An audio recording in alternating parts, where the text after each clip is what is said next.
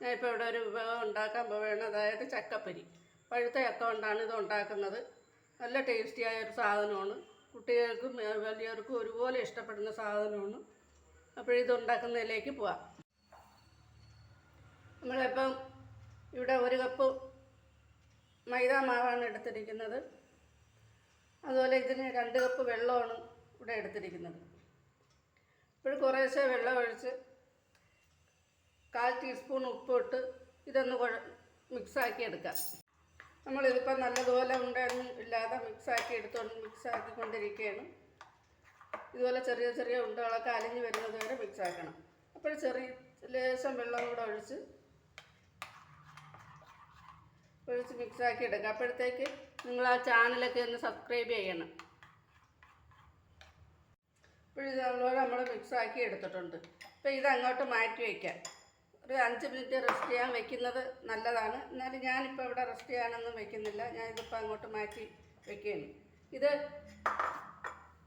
വരിക്കച്ചക്കയാണ്. നമ്മൾ കുരുവൊക്കെ കളഞ്ഞ് ഇതുപോലെ പിളർന്നെടുത്തിട്ടുണ്ട്. ഇതിന് നമ്മൾ ആ തയ്യാറാക്കി വെച്ചിരിക്കുന്ന മൈദാ മാവിലോട്ടിട്ട് എണ്ണയിൽ വറുത്തെടുക്കാം. അപ്പോഴിത് വറുത്ത് കോരുന്നതിന് വേണ്ടി ഒരു ചട്ടി അടുപ്പത്തേക്ക് വെച്ച് നമ്മൾ അതിൻ്റെ അകത്ത് ആവശ്യത്തിന് എണ്ണ ഒഴിച്ചിട്ടുണ്ട്. എണ്ണ ചൂടായില്ല. എണ്ണ നല്ലതുപോലെ തിളച്ച് വരട്ടെ.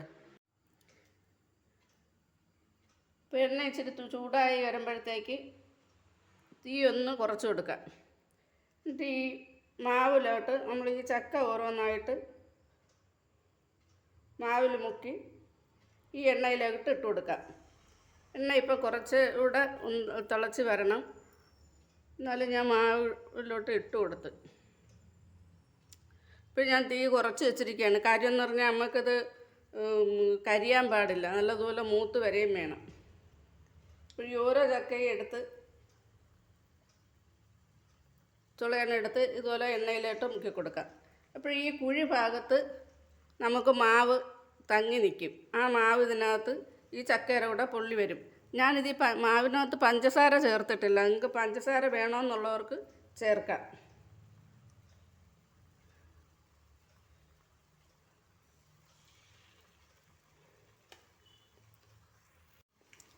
അപ്പോൾ നമ്മൾ ഈ ഇട്ട സാധനം ഇങ്ങനെ ചെറുതായിട്ട് പൊങ്ങി വന്നിട്ടുണ്ട്.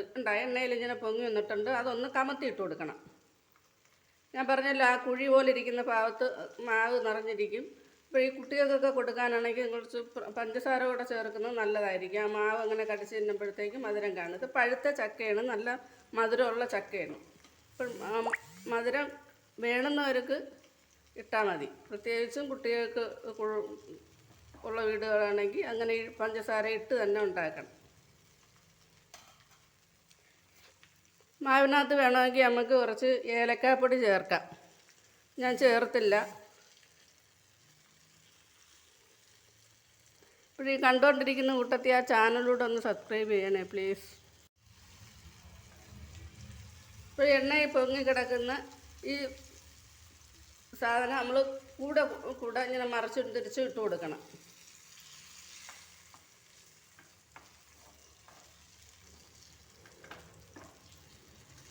ഇത് നല്ലതുപോലെ ഒന്ന് മൂത്ത് ചുമന്ന് വരട്ടെ. ഒരു ചുമന്ന നിറത്തിൽ ഇതുപോലെ അങ്ങ് ചുവപ്പ് കളറാകുമ്പോഴത്തേക്ക് മൂത്ത് നമുക്ക് ഇങ്ങനെ ഒരു പാത്രത്തിലോട്ട് മാറ്റാം.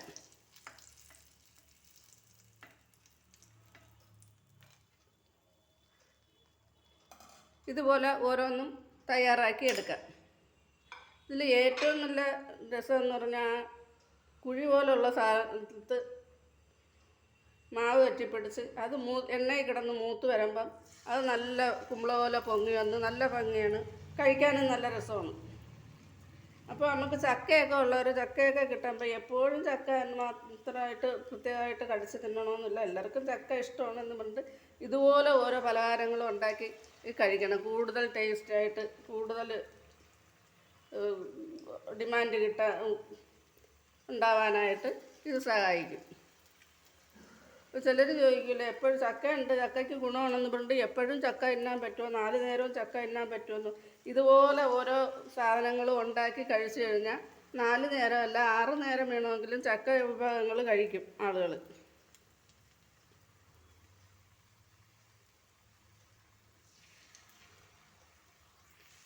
ഇപ്പോൾ ഞാൻ ഇവിടെ ചക്കപ്പൊരി എല്ലാം ഉണ്ടാക്കി കഴിഞ്ഞിരിക്കുകയാണ്.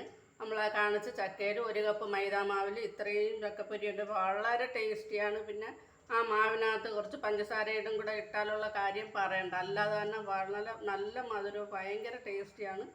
എല്ലാവർക്കും ഉണ്ടാക്കി നോക്കാം, വളരെ ഈസിയാണ്. അപ്പോഴാ ചാനൽ എല്ലാവരും ഒന്ന് സബ്സ്ക്രൈബ് ചെയ്ത് കാണുമെന്ന് വിശ്വസിക്കുന്നു. Thank you. അടുത്ത വീഡിയോ ആയിട്ട് ഉടനെ വരുന്നതായിരിക്കും.